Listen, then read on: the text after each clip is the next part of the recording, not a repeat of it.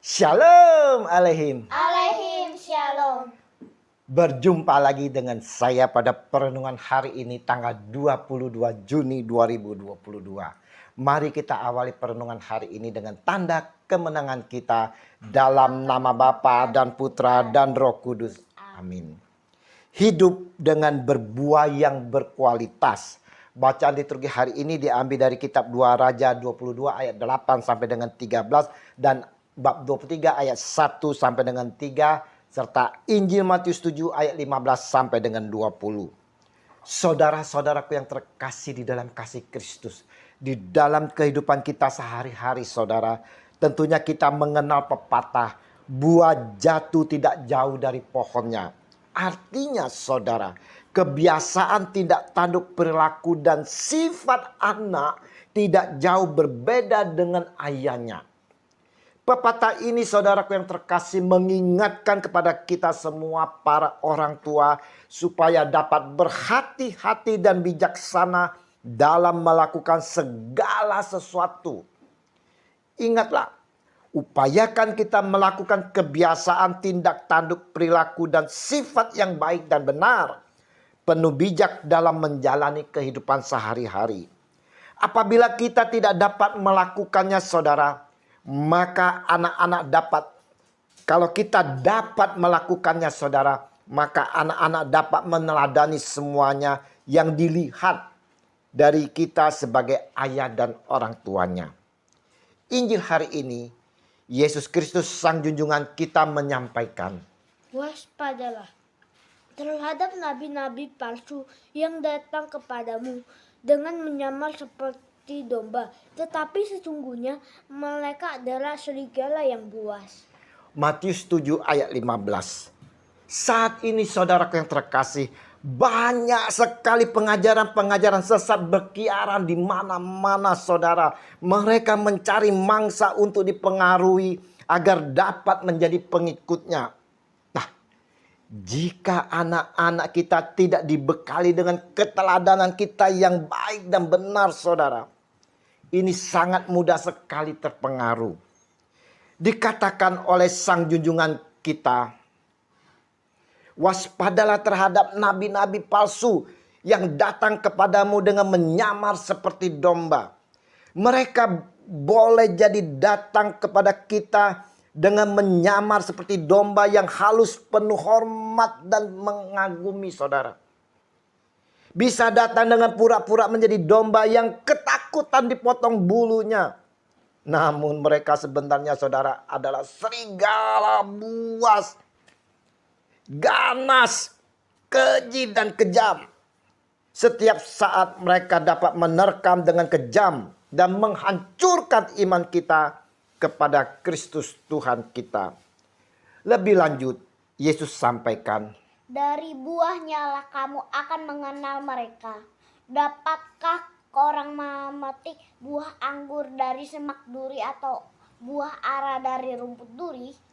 Matius 7 ayat 16. Saudaraku yang terkasih, Tuhan Yesus mau mengajarkan kepada kita semua saudara, bahwa melalui buah-buahnya saudara, kita dapat mengenal mereka saudara. Dari perbuatan, pengaruh dan dampaknya, kita akan ketahui kejahatan mereka, biangnya saudara, yang mana adalah mereka jati dirinya yang sebenarnya. Dan mereka-mereka ini adalah penyesat bagi kita orang percaya yang berimankan kepada Tuhan kita Yesus Kristus.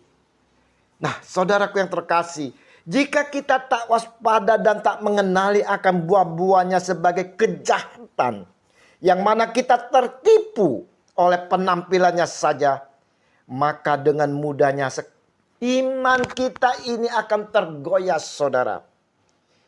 Demikianlah Yesus Kristus mengibaratkan, dapatkah orang memetik buah anggur dari semak duri atau buah ara dari rumput duri? Sebagai anak-anak Bapa, anak-anak Tuhan, adakah kita memiliki karakter Tuhan? Atau kita telah tercemar oleh para nabi-nabi palsu yang menyesatkan itu? Bagaimana kita bisa disebut sebagai anak-anak Tuhan, saudara? Kalau penuh kebencian, amarah, dendam, sulit memaafkan dan mengampuni. Ini bukan karakter Tuhan Allah kita, saudara. Tuhan Allah kita adalah kasih dan maha pemurah, selalu mengasihi dan mengampuni. Sebagai anak-anak Tuhan, sebagai orang Kristen, kita dituntut untuk dapat berbuah, saudara. Berbuah yang baik, yang manis dan benar. Karena kita merupakan ranting atau carang dari pohon anggur, di mana Yesus sendiri pokoknya. Yesus sendiri berkata, Akulah pokok anggur yang benar dan Bapakulah penguasanya. Setiap ranting padaku yang tidak berbuah dipotongnya, dan setiap ranting yang berubah dibersihkannya, supaya ia lebih banyak berbuah. Yohanes 15 ayat 1 dan 2. Ingat saudara, kata Yesus, saudara, setiap ranting saudara yang tidak berbuah, saudara, yang tidak berguna akan dipotong, saudara, akan dibuang, saudara. Lebih lanjut dikatakan oleh Tuhan kita Yesus Kristus, Tinggallah di dalam aku dan aku di dalam kamu. Sama seperti ranting tidak dapat berbuah dari dirinya sendiri, kalau ia tidak tinggal pada pokok anggur, demikian juga kamu tidak berbuah jikalau kamu tidak tinggal di dalam aku. Yohanes 15 ayat 4. Saudaraku yang terkasih, kita harus hidup di dalam Yesus Tuhan kita, saudara. Dialah jalan kebenaran dan hidup. Dialah pokok anggur, sedangkan kita ini adalah ranting-rantingnya, saudara. Kita ini adalah carangnya, saudara. Kita tidak dapat jauh dari pokoknya, saudara. Kita tak dapat hidup tanpa Yesus. Kita tak dapat berbuat tanpa Yesus. Maka saudara-saudara yang terkasih, kita harus tetap selalu tinggal di dalam Dia, saudara, bersama Dia dan selalu mengikutinya. Maka kita akan menghasilkan buah. Mengapa kita harus berbuah, saudara? Karena di dunia ini, saudaraku, penuh kepalsuan. Banyak orang memalsukan emas, memalsukan tas, bunga, dan lain sebagainya. Semuanya persis sama tapi palsu, saudara. Alkitab berkata, waspadalah terhadap nabi-nabi palsu. Waspada di sini bukan berarti kita curiga, saudara. Kita sering curiga dengan pasangan kita, dengan teman kerja kita, teman segereja, sekalipun satu tim pelayanan kita. Tapi saudaraku, waspada di sini adalah kita mau minta hikmat dari Allah senantiasa setiap kali kita mau mengambil keputusan. Kita tidak bersandar pada kekuatan sendiri dan pengalaman pribadi saja, saudara, lalu mengambil kesimpulan. Misalnya, biasa orang kayak gini. Dengan kata-kata seperti ini, kita telah melakukan keputusan sendiri. Atau mungkin juga saudara, dengan perasaan kita, biasanya ini bakal tertipu kita di dalam diri sendiri. Kita juga sering mengambil kesimpulan sendiri. Ya, kayaknya orang ini jujur ya. Hati-hati saudara. Dengan penilaian pribadi kita ini. Penilaian berdasarkan pengalaman. Nah, saudara-saudara yang terkasih, perenungan hari ini saudara-saudara mau mengingatkan kepada kita semua untuk waspada, saudara, bukan curiga. Ingat saudara, waspada.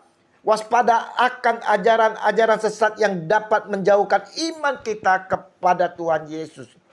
Kita dituntut untuk selalu berada di pokoknya, saudara.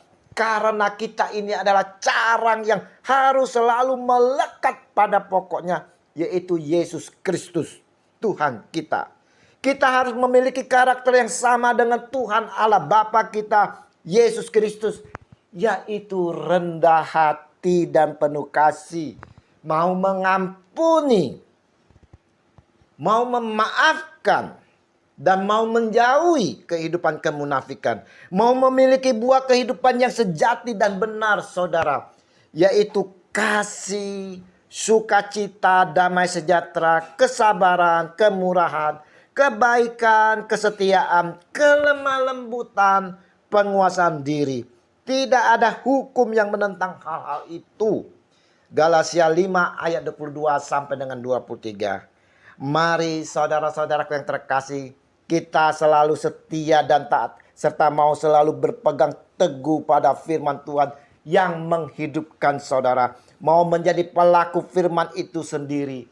Biarlah kita boleh menghasilkan buah-buah yang manis dan lebat, agar dapat dinikmati oleh semua orang yang ada di sekitar kita. Tuhan Yesus memberkati. Amin. Dalam nama Bapa dan Putra dan Roh Kudus. Amin. Shalom aleihim.